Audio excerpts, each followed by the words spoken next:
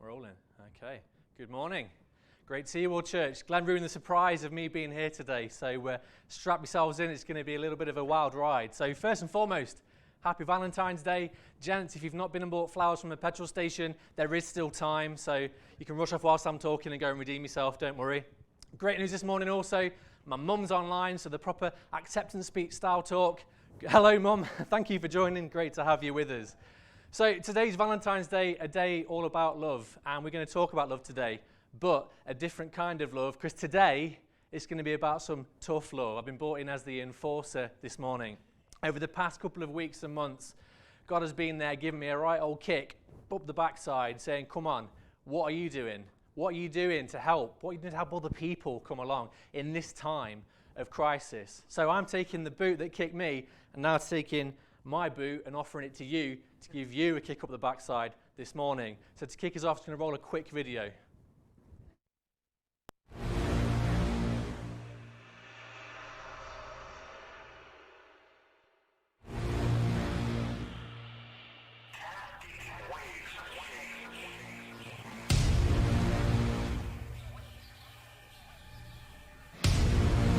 The Prime Minister has announced the most drastic limits to our lives that the UK has ever seen in living memory.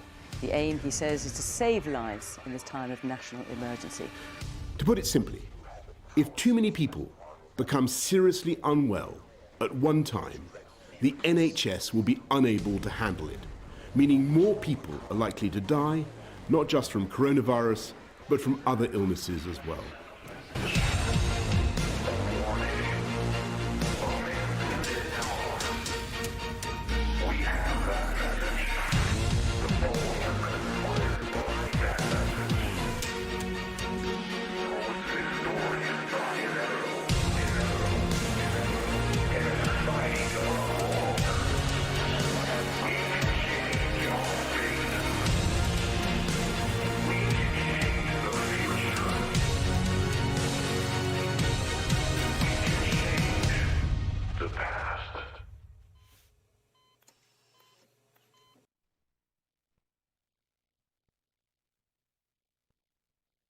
Morning. Hopefully that's blown away the cobwebs and well and truly given you a wake up this morning. So what we're talking today, COVID-19 has basically taken over our lives. It's dominated how we live, what we do, when we do it, who we do it with. It's controlled whatever we do. But what I'm talking about today is how we take it a step beyond COVID and how we move forward. Now we're getting towards the end of the control of this virus.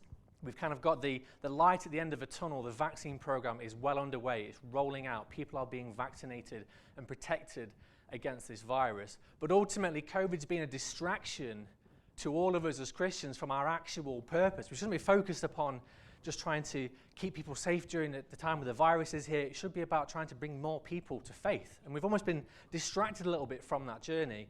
And we've had things and obstacles along the way stopping us from doing that naturally in the way we would normally do some of these things.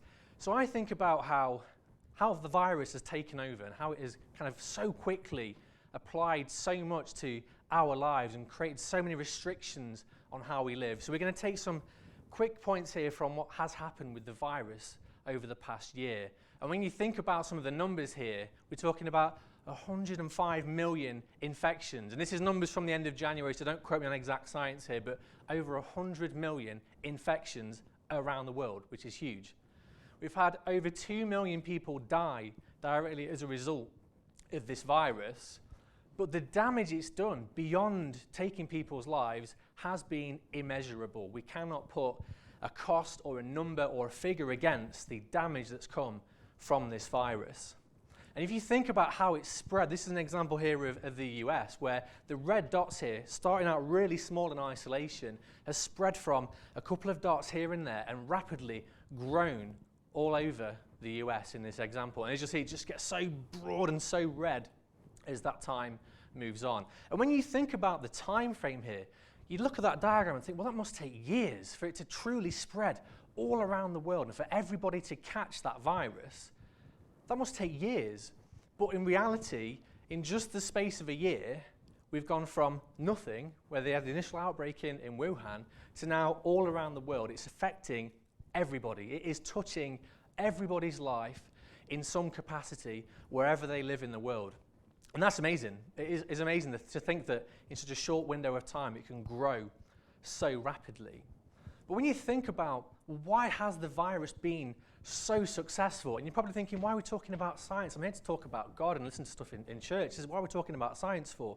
But there's a lot of parallels here that we can learn from in how this virus has been successful. So when you think about what has helped this virus to be so successful, well, ultimately, it's got a target audience of everybody. It's not like we're trying to sell football scarves to football fans that covers a pocket of the world. This literally touches everybody in the world. There is nobody who is safe in any corner of the world from this virus. And it does not discriminate. Whoever you are, whether you're young, you're old, black or white, whatever you are, it does not discriminate. It targets absolutely everybody. I think it even touches animals as well. So there is completely no kind of separation between who it will target and who it will go after. Okay? And ultimately, it takes every single chance to spread. If it's in one person and they're walking around somewhere and they come in contact with somebody else, it's going to say, oh, hello, in the air here, let's go and spread to that person over there and grow my influence and get broader and broader out into the world. Okay? And it's constantly flowing through the host. So if you have that virus, you're going to be contagious, you're going to spread it to other people. So again, every opportunity that it can is trying to jump to other people. Okay?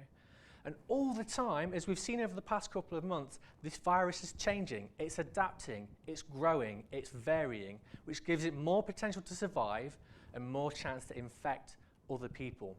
It doesn't stand still, it isn't complacent, it finds new ways to attack hosts, to take hold, and to spread itself across the population.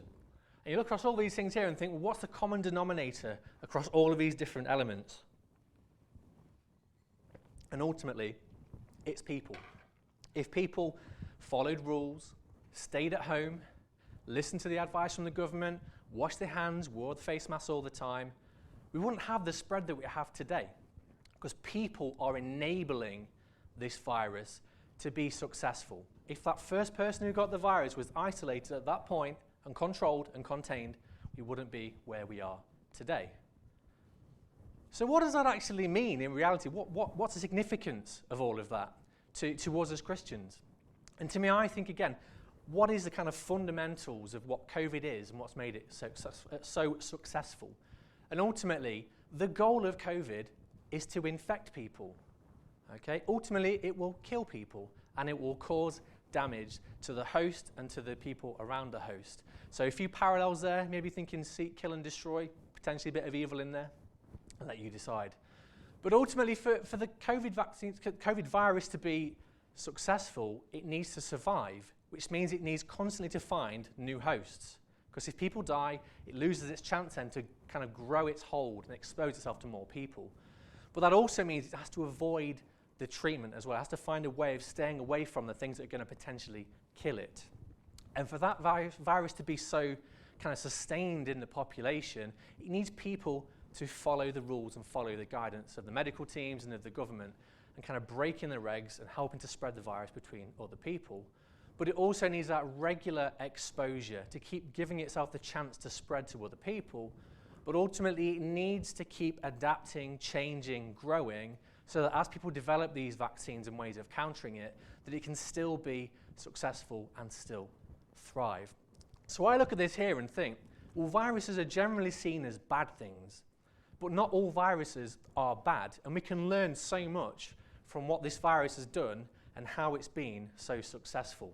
So let's align that to our Christian faith. What is our goal? Well, ultimately, it's to touch people spiritually. It's to save them, bringing them to Jesus, and restoring life where there's been broken and kind of damaging in that person's life. It's about helping to touch those people and bring them to faith. And for that to be successful and for us to survive, we need that constant conveyor belt of new believers, because unfortunately, us as people, we don't live forever. So when we get to a grand old age and we pass away, what have we left behind? Have we got other people that are going to step into our shoes and continue all the good work we've done and keep bringing more people on. We need that conveyor belt. We won't have the same group of people now in 100 years' time. So if everybody just stopped today trying to find new people and bringing new people to faith, Christianity would be gone in no time. It's all on God then to do all the work, which he can do, of course, but we're here to help. But also, again, it's about that healing and about that kind of salvation that people need to help bring people to faith and help us to kind of grow and build the faith in our communities over time. But then from a sustainment point of view, there's some real parallels here for me with the virus and how it's been so successful. So one opposite side of the coin here is obedience. We know the word obedience is really key to our faith, and it's really important that we are committed to our goals and to bringing new people on, to be staying close to the word, to praising, to worshipping the Lord. But linked to that, we've also got to be regularly exposing ourselves to our faith. We've got to be constantly reading the word, praising the Lord, spreading the word to other people, spreading the good news, but also evolving. So if you look at the church 300 years ago versus the church now, I guarantee they weren't using projectors and PowerPoints because the technology wasn't there, but the methods would have been very, very different. And that only happens by things evolving over time to move with how the world is changing. Look at teenagers today. I look at them now at my grand old age of 32 and I think that's so different to what I would expect to see in church or in this kind of environment. But it moves that fast now that we have to move with the times, and we have to learn and adapt and improve how we do things over time. And ultimately, if we don't bring new believers, if we don't help people to be healed and to find salvation, our faith, like the virus ultimately will be defeated. And that's absolutely not what we want. So what I'm talking about here is a little bit of a Christian revival. And you've probably heard that used quite a lot. It's probably one of those potential false dawns where you think, oh yeah, we always talk about revival and this can be our time to really take hold again and really influence the people and bring everybody on board. But there's two things here that come to mind that are really topical with the world we live in right now under the influence of COVID. And I've got two questions for you that I've been asking myself in a lot of ways. The first one is, are you in spiritual lockdown? We are in a lockdown. We aren't supposed to leave our houses unless we're supposed to for medical reasons or to go and do essential shopping or supporting people that can't do it themselves. But from a spiritual point of view, are we locking ourselves down and kind of removing the opportunities and the chances for us to help push our faith out there to people? And linked to that, has your faith been on furlough? I know last year I did not spend enough time in the Word. I did not spend enough time reading my Bible. I started the Bible in a year, got to COVID, and it kind of just fell off a cliff. And I know I've not done as much as I probably should have done and haven't been as active in helping to bring more people on, to spread the good news, and to spend more time closely with God, which you think all that time lockdown, I've got a great opportunity to really tune in and spend that time getting closer to God and kind of following the Word. And I just haven't taken that opportunity, okay? God hasn't put us on furlough. Your employers might have done it at some point, but God does not put us on furlough. Our job does not end. It continues at all times. And it's for us to sustain and drive that on. Okay? So just think about, well, what is our job as Christians? And you trace this right back, okay? After the death and the kind of rising of Jesus here in Matthew 28. Jesus came to them and said, all authority in heaven and on earth has been given to me. Therefore, and this isn't news to anybody here, go and make disciples of all nations, baptizing them in the name of the Father and of the Son and of the Holy Spirit. That job is there all the time, okay? We don't get furloughed from that. Lockdown does not change what our task is and what we're here to actually do as Christians. So remember that and keep that in mind in the next thing I'm going to say now. And in terms of isolation, so we've been locked down. We are all off in our own individual homes and our communities, and we're surrounded by the four walls of our house. And we're being told you can't go and speak to this person, you can't go to this place, and you can't do these things you would normally do. And you think, well, then that's preventing us from being able to bring the word to other people. Because we're locked down, we can't see each other, we can't gather, we can't commune together and share things with each other. But does that mean we have to be isolated from other people? Well, here we are, we're talking on a live stream. I'm coming live to your homes from church right now. Technology allows us to keep that connection with each other. But ultimately here, hearing is believing for a lot of people. And if people aren't hearing the message, if people aren't being given the chance to learn who Jesus is and to get closer to God, then we are never, ever going to grow beyond our own houses. We all come to church. Church becomes this great big hotspot, this massive epicenter of faith. And then we all go off with our own little bits of faith to our own houses, all these little red dots all over the place. But ultimately, how far does that hotspot radiate from your house? Does it radiate to your neighbour's house? So they hear you worshipping in the morning and think, that sounds brilliant. I want to get involved with that. I want some of what they've got. Let's go and find out what they're talking about. Or are you going out there and speaking to your neighbours and saying, oh, did you know Jesus can save you? It's amazing. Come and learn more about him. Are we doing all of that? Or are we just going back to our own houses and going back to isolation and going, this is rubbish, let's watch the Masked Singer? Are we doing enough at the moment to help to drive that kind of revival of our faith and kind of spreading within our communities? So we may have those physical barriers in our homes, but technology is a wonderful thing. We've all got phones, we've all got WhatsApp and Twitter and Facebook. We can reach anybody at any time. But just taking a little bit of a verse from the Bible here, taking from Romans. So this is when Paul's addressing some of the believers in Rome. He says, ultimately, there is no difference between Jew and Gentile. The same Lord is Lord of all and richly blesses all who call on him. Everyone who calls on the name of the Lord will be saved. How then can they call on the one they have not believed in? How can they believe in the one of whom they have not heard? It all comes back to, if we don't tell people, people don't know.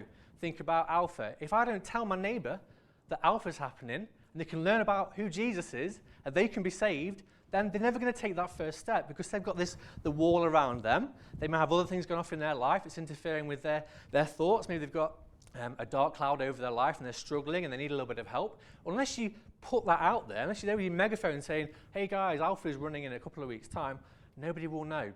And people need to hear things or see things to believe them. It's the world that we live in today. Okay, just lost my notes on my screen as well. That's great timing. But ultimately, it quotes a little bit of a song here. If you know the song Chumbawamba, it says, I get knocked down, but I get up again, and you're never going to keep me down. And again, another reference here that ultimately, as time goes on, we're going to have issues. We're going to have times when we struggle. We're going to have times when we question our faith. We question what we believe. We question what God is doing in our lives. But it doesn't have to be that way. As we know, God forgives. Okay? He knows we will stumble at times. He knows we will fall. We'll have troubles in life that will get in the way of us being obedient. And just think about, for yourself, there will have been times when you have fallen and you've thought, I can't do this anymore. It's not working for me. This isn't right. This isn't what I thought it was going to be. But then you're still here today. We come past those bumps in the road and we get past those obstacles. And God knows that we aren't perfect all the time, so we don't have to give up at the first chance. You may not have told people at any point in your life to today who Jesus is, who God is. But that's fine. We've got the rest of our lives to work on that, and we know that God will forgive us. So just taking from Proverbs 24:16, the righteous may fall 7 times, but still get up. But the wicked will stumble into trouble. So we know we are going to fall. We are going to get back up again. We're going to get back on that horse, and we're going to push on in talking about our faith. So it's all about, I was going to tell myself not to talk about football at all because it's a bad time as a Reds fan. But ultimately, we've got to stop scoring the own goals. We've got to stop shooting ourselves in the foot. If you've got a chance to talk to somebody about who Jesus is, if you know somebody out there who needs that word, who needs that message, rather than just sit there and go, yeah, I'll text that person and then forget about it, just do it. Just get on with it. What's stopping you? Myself, thought, well, I'm going to preach about this today, so I can't not do something myself. So I've invited so many people from work. I've invited some of my friends to be a part of this today and see me talking. So if you're watching, hello, speak to you on Monday. But also with Alpha as well, just pushing it out there, because if we don't take that step, if we don't put ourselves into that vulnerable space and try, then we are never going to grow from where we are today. We have to make that step. We have to be the ones on the front line driving ourselves on with our faith. Now, we've been doing the Bible in a year this year, and some of the early parts have really focused around the Old Testament. And one category that we've been talking about in the past couple of weeks is around what holiness is. Okay? And it's kind of charted the journey of how God's power, his holiness has spread amongst the people over time, and how that method and approach has evolved over time to where we get to in the current world. So just to give a few examples from the Old Testament, we've got Moses and the burning bush, where he sees this kind of burning plant before him, and he's thinking, well, how is this possible? How can this plant be burning? But kind of God warns him that, don't come closer, because he knows that his holiness is so great and so powerful that kind of mere humans could not handle the strength and the intensity of God's holiness. And the picture there just shows the guy kind of fighting through the brightness because he's like, I can't handle it, it's too bright on my eyes, I can't see. Because people are just so impure and cannot handle that pure holiness of God. And I kind of evolved and I thought, well, okay, cool, so people can't come too close to me, so what if I try and get to the people? So this whole thing about people being impure or being sinful and being unclean. So there is an instance with Isaiah where the seraphim brings a coal, which is almost like a manifestation of God's holiness and kind of in small form. And he brings this coal and he places it upon his lips, then he's cleansed. The holiness of God kind of reaches him, but in a way that isn't going to blow his head off and knock him out, because it's just so intense and so strong that he can't handle that. But there's also with the temple as well. So the temple itself in the olden times, we'd have this kind of epicenter of God's holiness that kind of radiates from it, where if you go into the kind of the main room of the temple, it's just going to wipe you out. You cannot handle it. So it's kind of radiating out and touching the people, much like we've been talking about with spreading of faith. But ultimately, again, it's not reaching people in a way that they can handle. It's too strong and too intense for them. And that leads to Ezekiel seeing the kind of flowing out of water from the temple. And the water kind of trickles out. There's a little bit dribbling out of the gates. It turns into streams. It turns into rivers. It flows through the land and it restores that land. That's God then kind of impressing himself upon the land around him to give people that kind of exposure to his goodness and his holiness. See, then that evolves when we get into the New Testament, and you may have heard about this guy called Jesus before, kind of a big deal. But ultimately, Jesus then was the physical manifestation. This is a man, God in man form, going around the world, healing people that have got issues, where they've got paralysis, they've got leprosy, they could be blind, issues where they're bleeding. And he's just going around and spreading the word, healing people, kind of spreading the good news to all these people over time. So God's kind of changed the approach a little bit to try and help people out. But he's reaching out to those people. And that kind of ends up with a vision that comes to John of kind of a world renewed. Okay? And how, following on from Jesus' ministry around the world, there's this promise of a world that's basically perfect, almost like a heaven-like state, that restoration of the world that we're all going to potentially go to in the future. Okay? But then that's what's in the Bible. That's just the biblical context of this. But you think about to the end point, kind of to the end of time, when we all kind of ascend and be with God, what happens between where the New Testament finishes and kind of where Revelations begins? And that's ultimately our testament and our own personal testimony. And what are we doing? What are we doing to help to get people prepared, to get people ready for what is to come in the future? We mentioned earlier on about going forth and making disciples of all nations. So it should be about our testimony to all nations. Go and tell people about what is on your heart and how you feel. Go and tell people the good news and let them share in that. Don't keep it to yourself. Don't keep it on lockdown. We want to get this stuff out there, okay? If we're talking viruses here, everybody wants that virus. Everybody wants a bit of Jesus in their life because it can do so much good for them. You know, we see another chapter in our testament of being the people and the revival of faith. Think about how amazing that could be. That if we trigger that happening, we share our testimony, we bring more believers, more people come on board, and then we have that revival of faith. Just imagine how great it would be if everybody felt what we feel, if everyone had what we have. And the great thing is, it's available to everybody, okay? It's not a membership club. You don't need a special card to get in. It's available to everybody. There's no discrimination. No one is omitted from what is ultimately the best club in the world, okay? And just imagine if the end of our testament was that Jesus saves the millions. Imagine that as a book. Jesus saves the millions or the billions. There's 7 billion so people in the world.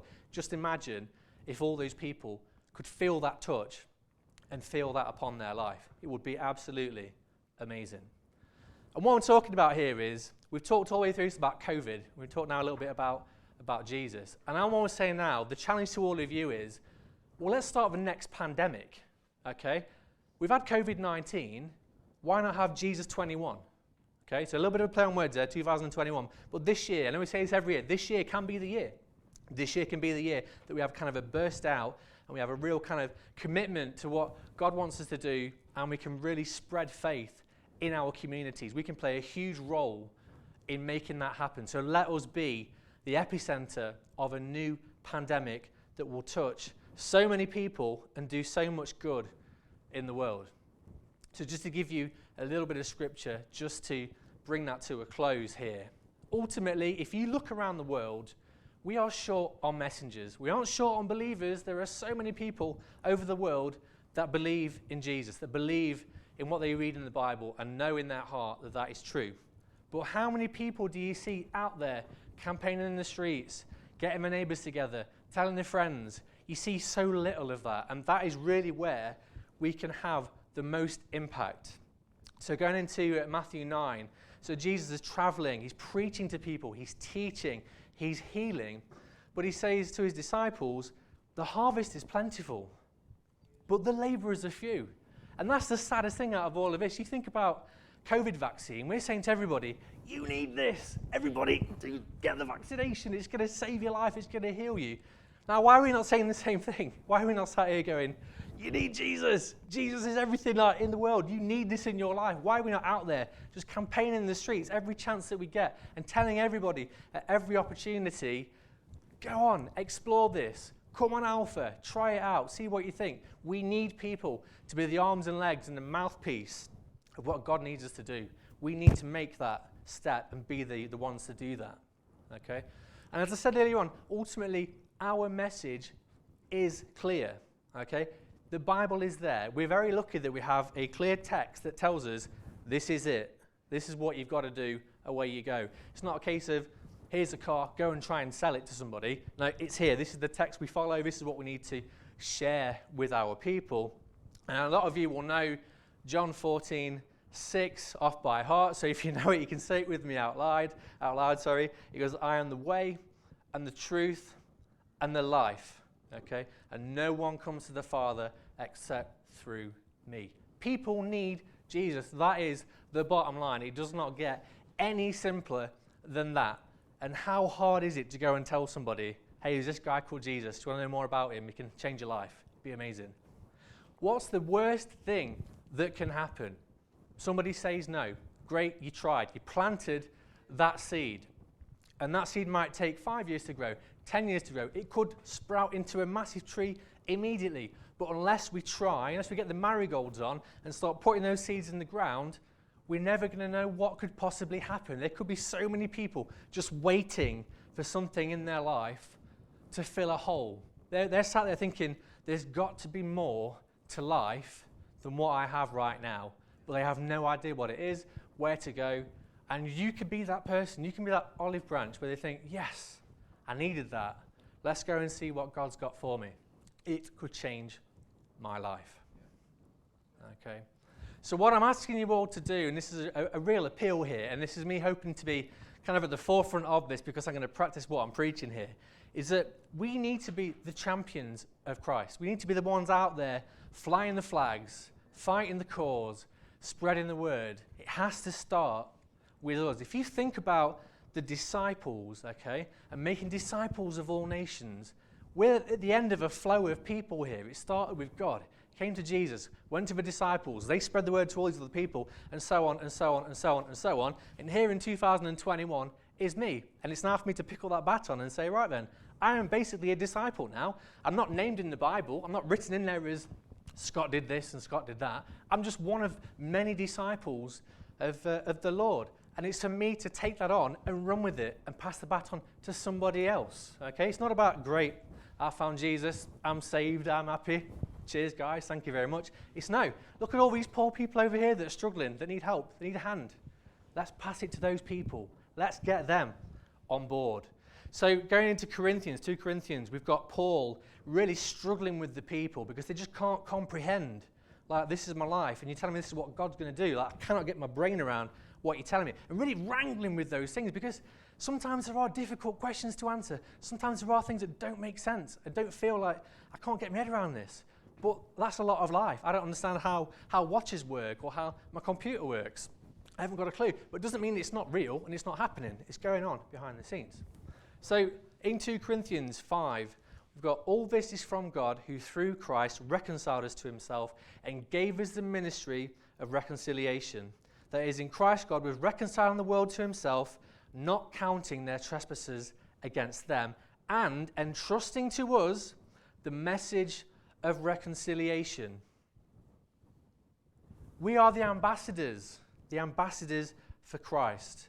It's God making that appeal to the world through us. Like the virus, without people, it cannot happen. Okay? So it says we implore you. Implore. It's a strong word. It's not just telling you to do this. We implore. So you should do this. We implore you on behalf of Christ to be reconciled to God. It's not a difficult message. Sharing it with other people can be difficult at times if you aren't confident, but you've got so many ways, means, and methods of doing that. An email, a leaflet, a text, a phone call, a chat over a cup of coffee. There's so many ways, and we need to use as many of those as we possibly can to help get that word out there. And I will come to a close just seeing what time it is. But if you think about the spread of that virus, just think about all of these red dots in here, and this is just the US as an example again. Think of all those red dots, okay? And look at the top right-hand corner where it just goes dot, dot, dot, explosion, okay? That could be Blibwith. It could be Mansfield. It could be your street. It could be your workplace. All it takes is 1, 2, 3, doubles, doubles, doubles, doubles, doubles, and before you know it, you've touched 1,000 people. It can be as easy as that, and it just needs that first infection, that first person to find it and share their own testimony and understand and know and feel in their heart what God has got for them. It's truly an amazing opportunity that we all have, and I challenge every single one of you, even if you only invite one person to Alpha, do it. What is there to lose? Long lost family, the other side of the world, invite them. A friend that you've got that moved to Australia, invite them. A guy at work who you talk to, invite them. Your immediate family, just invite people. What is the worst that can happen? If people are going to go, oh, they're a crazy God Squad person, not sure about that, are they worth having as a friend in the first place? People will be resistant. People will be hesitant to do some of these things. But unless we take that first step and step out in faith, we never know what will happen. You will never know what could have been. A bit like on Valentine's Day of years in the past, you may have thought, well, I really like this girl at school, but she wouldn't say yes to me if I asked her, so I won't bother. She might be there thinking, he's all right, I hope he asked me out. Unless you ask that question, unless you step out in faith and try, you never know what will possibly happen. So very fitting as we draw to a close, Valentine's Day, a day traditionally of love. We associate it with the flying angels firing darts at people that make you fall in love with people and other things like that, buying petrol station flowers, forgetting to buy cards for your wife, blah, blah, blah. But it's a day of love. And that is what Jesus is. Jesus is love. Jesus is peace.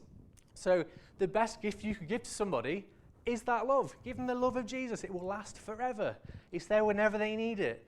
Anytime, any place, always available whenever they call upon it. Okay? And I want to finish us off with a song that means quite a lot to me. It's been kind of in my head for a number of weeks. I've probably spent the last 3 or 4 days just listening to it on repeat, because I think for me it really just sums up how great the love of Jesus actually is and how important it is to all of us. So when we talk about what a virus can do, just think about Jesus 21. Jesus as a virus, not a bad virus, and the symptoms of that virus is it brings love to people's lives. It saves people, okay? And it brings a peace to the world. And what better gift could you possibly give to somebody? So listen to the words carefully. If you're like me, you'll be dancing around when you get the beat of the song going on. But just listen carefully to those words and just think, we're coming out of COVID in the next couple of months. We're going to get to the end of this way where we can live a more normal life. But we need to be ready. That's going to free us up to get back to the actual task and get the focus back on what is important, spreading the word, helping people to be saved so we can send salvations and that breakout of faith around the world, okay? So just take that on board and just go with it. Even if you invite one person, just give it a go. That's all that matters, that you tried. So thank you, everybody. Enjoy the song.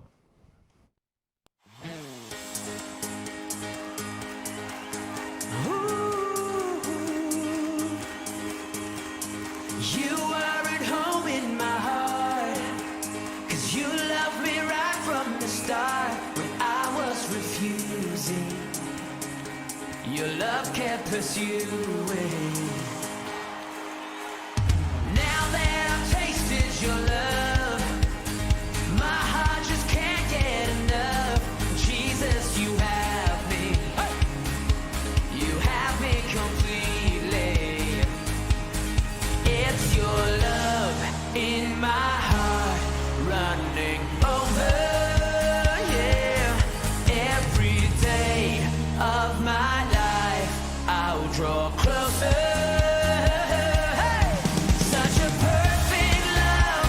Oh, you lift me higher, higher. Lighting up my way. Everything is brighter, brighter. With you, everything is better, so much better. With you, I am right where I belong in this perfect love.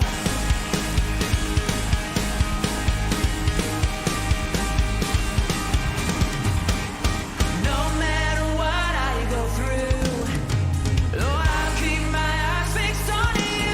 'Cause Jesus, you're faithful, and you are able. Oh, it's your love in my heart running over, yeah. Every day of my life I'm gonna draw closer to you. Such a perfect love. Oh, you lift me higher, higher. Lighting up my way. Everything is brighter, brighter. With you, everything is better. With you, I am right where I belong. Now every part of my heart is now open. Make your home in my heart. You are welcome. Oh yeah.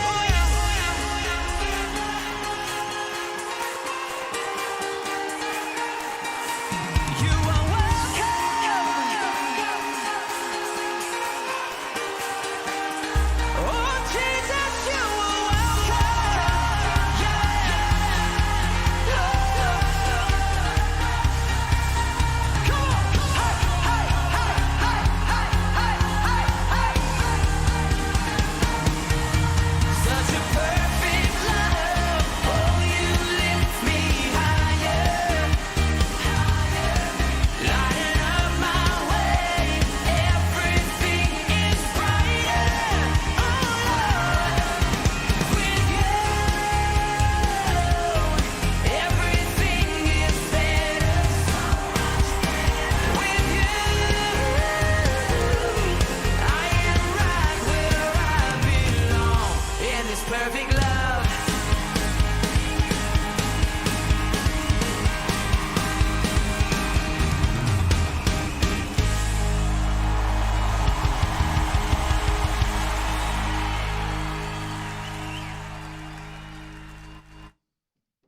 Well, let's go.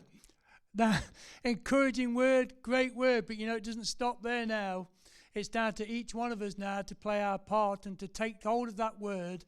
And I pray this morning it's ignited not a spark in your heart, but a fire. It started to fan the flames, that it says in Timothy, to encourage us to be strong about our faith and to be encouraged to just go out there and to sow that seed. I'm so encouraged by that word. It's challenged me. And, it's not just down to you guys out there, it's down to me and everybody here, that we need to sow those seeds. Fantastic encouragement, but it's now the work begins. Alpha, training night, week on Tuesday. Alpha starts 2nd of March. We need to get out there with those invites. And, I believe that the greatest decision I ever made was giving my life to Christ. Just transformed my life. I wasn't a bad person, but it transformed my life. It renewed me, it strengthened me, and it just showed me and gave me a hope for the future, to know the hope for an eternity, but also the wonder of the life that I can live today in the presence of the Holy Spirit. And I want other people to experience that for what it is. It's ignited me. And we've been leading up to this, but now it's down to us to get those invites out there. If you're online this morning, you're new to us, I'd encourage you to join that. It's a digital format, and it's non-challenging, non-confrontational, but to join in and be encouraged by the life of Jesus Christ and what it can do in your life and my life. Amen. Thanks for being with us. Have a great week. Hopefully see you a week on Tuesday. Sign up and be part of #Jesus21.